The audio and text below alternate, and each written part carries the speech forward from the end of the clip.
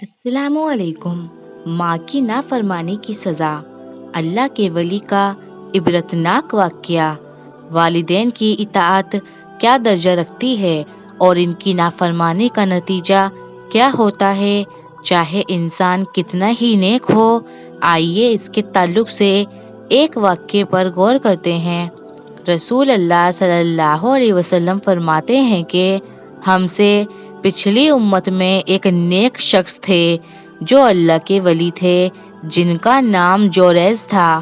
انہوں نے ایک گرجا تعمیر کیا تھا اور اس میں وہ اللہ کی عبادت کیا کرتے تھے، نماز ادا کرتے تھے۔ ایک مرتبہ ہوا یوں کہ جوریز اپنی نماز میں تھے، تب ان کی والدہ آئیں اور انہیں آواز دی کہ اے جوریز آؤ، میں تم سے ملنے آئی ہوں۔ جوریز نماز پڑھ رہے تھے جو کہ نفلی نماز تھی۔ انہوں نے سوچا کہ نماز مکمل کر کے ہی والدہ سے جا کر مل لیتا ہوں، لیکن نماز ختم ہونے تک والدہ ناراض ہو کر چلی گئیں۔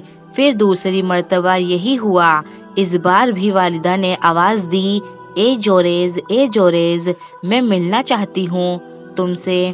جوریز پھر اپنی نماز میں لگے ہوئے، سوچا کہ اپنی نماز مکمل کر لیتا ہوں اور پھر جا کر مل لوں گا۔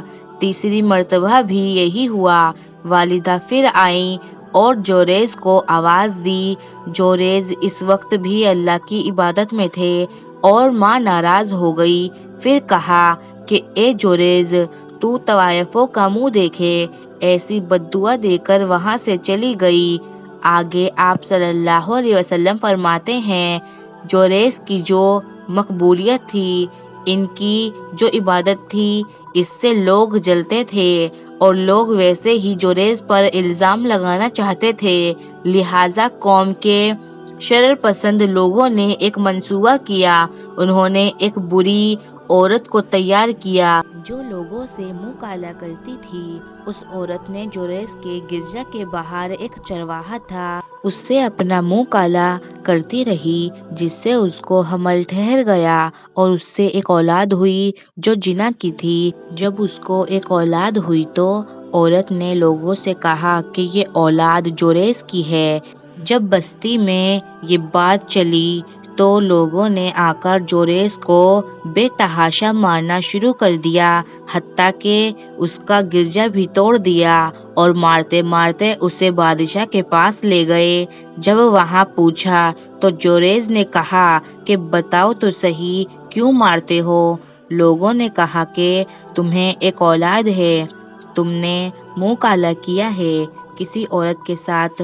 تو جوریز نے کہا کہ اسے لاؤ تو صحیح، وہ عورت کون ہے؟ جوریز کی والدہ کی بد دعا ہوئی اور جوریز کو بری عورت کا منہ دیکھنا پڑا۔ جوریز نے کہا ٹھیک ہے، مجھے نماز پڑھنے دو۔ انہوں نے 2 رکعت نماز پڑھی اور اس کے بعد جوریز نے اس لڑکے سے کہا، اے لڑکے، بتا تیرا باپ کون ہے؟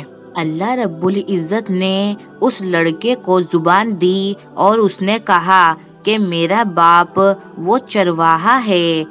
اس ننھے بچے کے بول سن کر لوگوں کو بڑی ندامت ہوئی۔ اس چرواہے کو سزا دی گئی اور لوگوں نے کہا کہ اے جوریز، چاہو تو تمہارا گرجا ہم واپس بنا دیتے ہیں، وہ بھی سونے کا۔ جوریز نے کہا کہ نہیں، سونے کا نہیں، مجھے جیسا تھا ویسا ہی بنا کر دے دو۔ اس واقعے میں سب سے پہلا سبق یہ ملتا ہے کہ ایک ولی کے حق میں بھی ماں اگر بد دعا کر دے تو اللہ قبول کر لیتا ہے، اسی لیے کیونکہ اللہ کے پاس ان کا بہت اونچا مقام ہے۔ یہ دعا دیں تو قبول، بد دعا دے تو قبول، چاہے آپ کی شخصیت کچھ بھی رہے۔ سبحان اللہ۔ دوسرا سبق یہ پتہ چلتا ہے، ایک معمولی سی لرزش جو جوریز سے ہوئی، اس کا اتنا عظیم نقصان انہیں ہوا کہ اللہ رب العزت نے اتنی بڑی آزمائش میں ڈال دیا جوریز کو۔ یہ ان کی بالکل بھی معمولی سی غلطی تھی۔ اللہ رحم کرے، ایسی غلطی تو آج ہم میں سے کون نہیں کرتا۔ ہمارے والدین 1000 مرتبہ آواز دیتے ہیں لیکن پھر بھی ہم انہیں نظر انداز کرتے رہتے ہیں۔